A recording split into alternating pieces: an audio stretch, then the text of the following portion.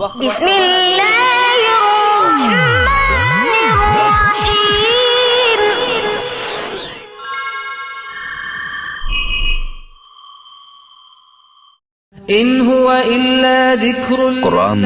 бүкіл әлемге насихаттан басқа еш нәрсе емес. Әрине, сендерден тура жолды қалаған кісілер үшін. Ассаламу алейкум, құрметті көрермендер.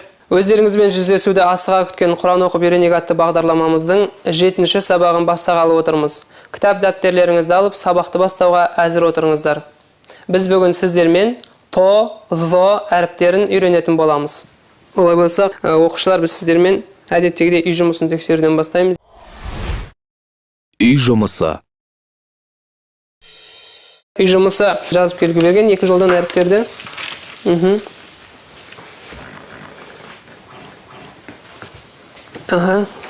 Машалла. Жазуларыңызда кеткен қатеге көңіл бөлетін болсақ, біразымыз жазған кезде дұрыстап жазған, бірақ та сотты, дотты жазған кезде мына астын көтеріп жіберген, мынандай көтерілмейді. Жақсы ма? Мына жағын кішкентай, мына жағын үлкен қылып жазуға да болмайды. Көрдіңіз бе, мына өзінің өлшемімен. Осылай. Осыған мән беріңіздер. Содан кейін біз сода әріпі, мынау бізде жол болса, сода әріпінің жартысы үстінде, астыңғы бөлігі астында болады. Жақсы ма? Енді сіздерге үй жұмысы ретінде сұрақ қоямын. Бірінші, ағаш тұтқалы орақтың атауы мен дыбысы кім айтады? Кім айтады? Азат?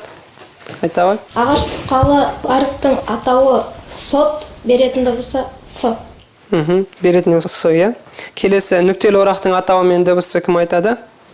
Рүстем? Нүктелі орақтың атауы дот, беретін дыбысы д. Машалла. Келесі, қармақ инесінің атауы мен дыбысы кім айтады?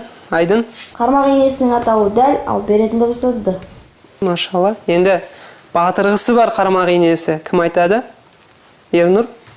Батырғысы бар қармақ инесінің атауы дәл, беретін дыбысы з. Машалла. Отыра ғой. Өткенді қайталау. Шин, ш. Син, с. Зәй, з. Сода, с. Дода, д. Енді мен сіздерге алдында өткен сабақта әріптерді тақтаға жазамын. Соны айтамыз, я, қандай әріп, атауы қандай, оның дыбысы қандай, жақсы ма? Бірінші бізде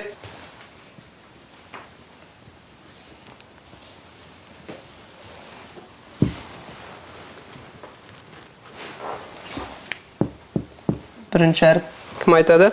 Азат? Бұл әріптің атауы шин, беретін дыбысы ш. Машалла. Келесі.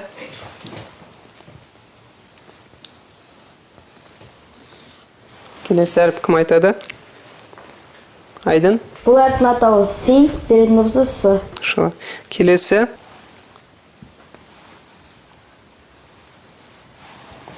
Кім айтады? Рүстем? Айта ғой. Бұл әріптің беретін дыбысы сот. Қателестік. Бұл әріптің атауы қандай? Беретін дыбысы? С. Жақсы, отырамыз. Келесі. Бұл әріп кім айтады? Ернұр? Бұл әріптің атауы зо, беретін дыбысы з. Қате. Кім зүйді? Азат? Бұл әріптің атауы зәл, беретін дыбысы в.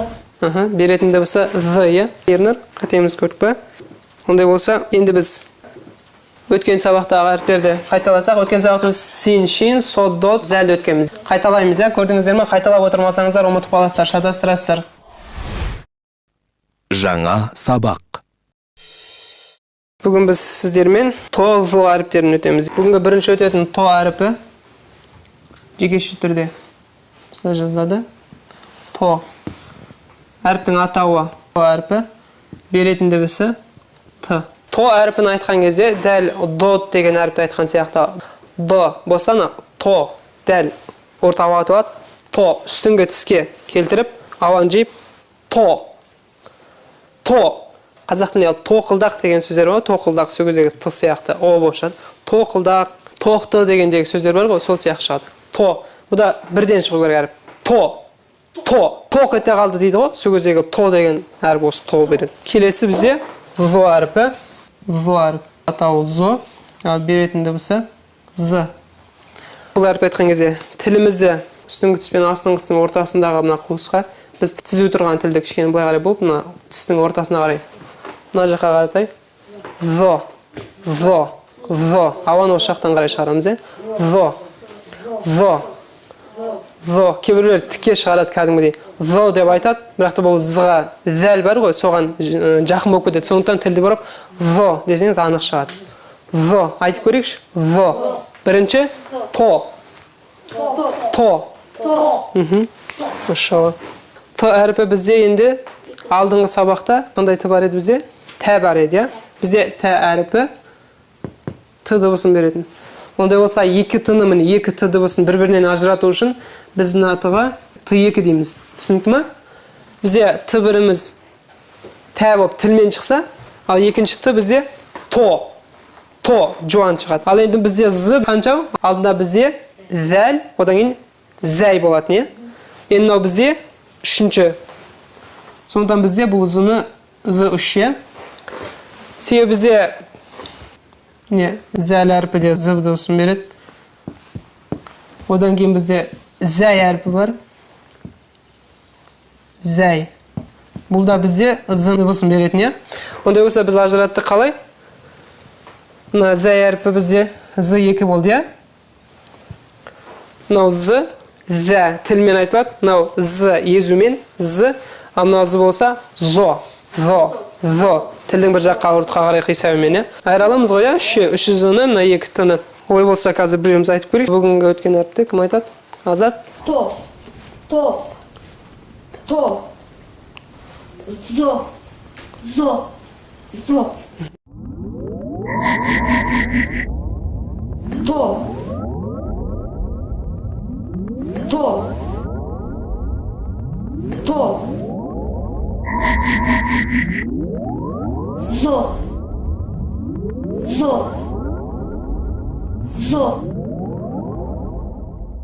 Машалла.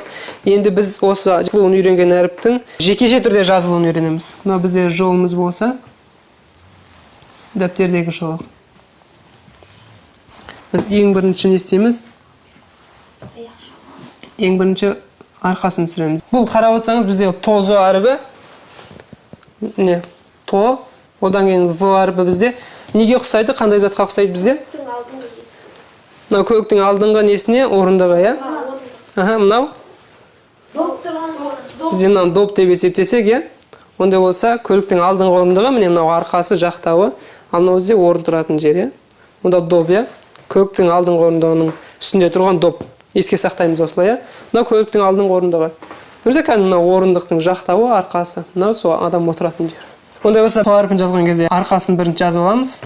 Одан кейін екінші осыны қайтадан көтереміз.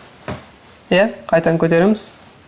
Үшіншіде осы көтергенде қайтадан бұлай түсіреміз, алып келеміз. Көрдіңіз, Түсінікті ме? Міне қараңыздар. Міне 1, міне 2, одан 3. Міне жерден жоғарыдан төмен қарай жазасыз. Одан кейін мынадан бұлай қарай. Кейін мынадан бұлай қарай бағытталады. Міне бұлай. Келесі енді зо әрпіне келсек, бірінші зо әрпіде таяқшасын жазамыз. Одан екінші дәл жаңағындай. Одан үшінші. Міне. Бұда төртінші бар, тодан айырмашылығы.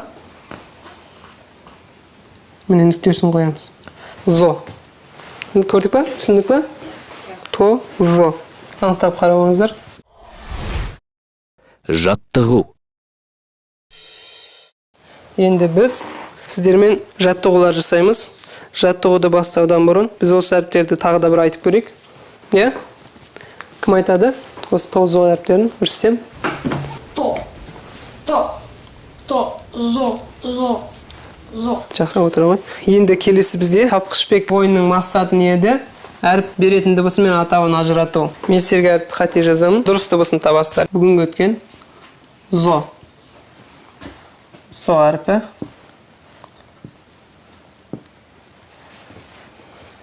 то әрпінің беретін дыбысы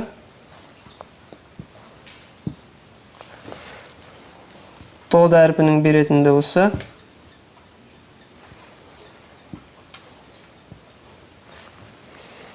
со әрпінің беретін дыбысы.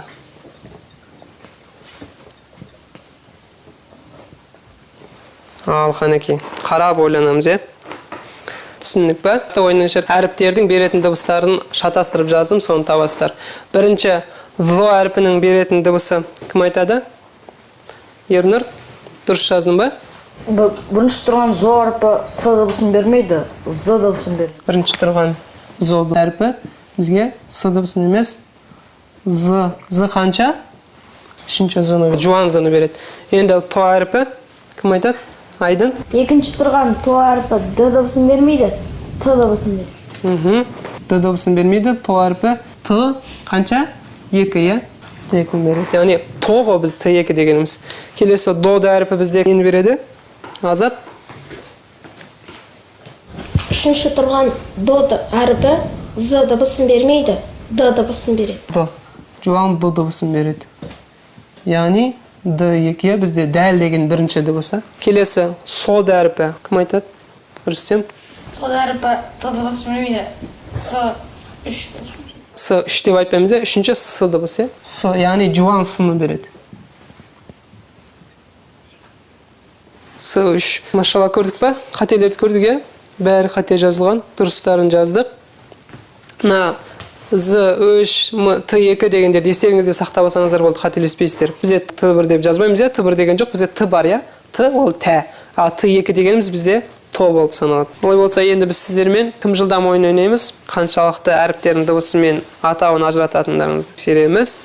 Онса бірінші мен сіздерге әріптің атауы мен дыбысын шатастырып айтамын. Егер мен сіздерге дыбысын айтсам, сіз атауын айтсам, беретін дыбысын айтуларыңыз керек. Түсінікті ме? Олай болса, то. Кім айтады?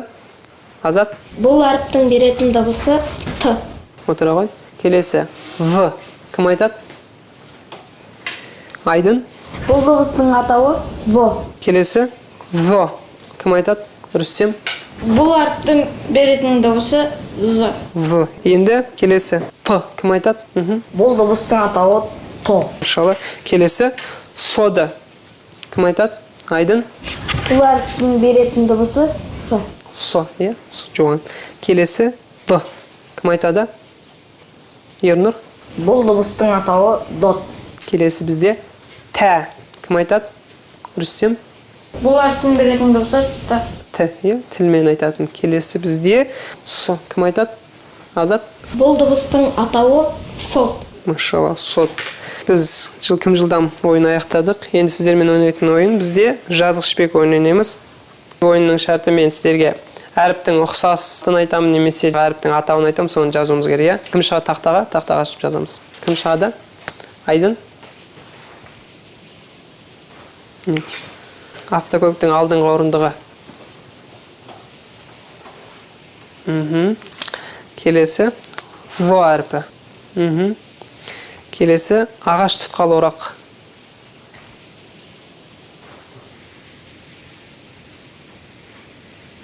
Келесі қармақ инесі.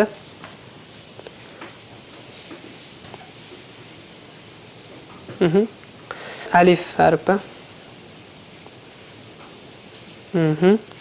Тәж киген бақа. Тәж киген бақаның басы.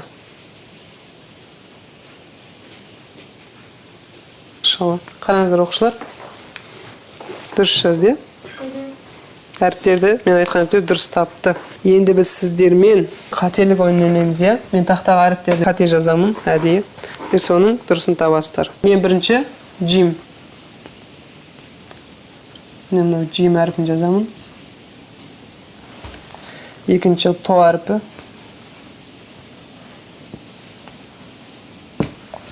Менде үшінші б әріпі.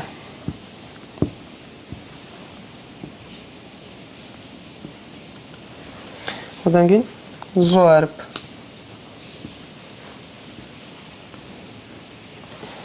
Мінеки. Қатені кім түзейді? Ернұр? Джим әрпі бұлай жазылмайды. Жим әрпінің нүктесі болады ортасында. Нүктесін ұмытып кеткен екен. То әрпі де бұлай жазылмайды. То әрпінің нүктесі болмайды. Нүкте қойып қойыптым. Ал Б әрпі де дұрыс емес.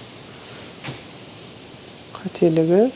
Б әрпінің нүктесі шетінде немесе сол жағында емес, дәл ортасында жазылады. Машалла. Соңғы тұрған зо әрпі, Зо әріп.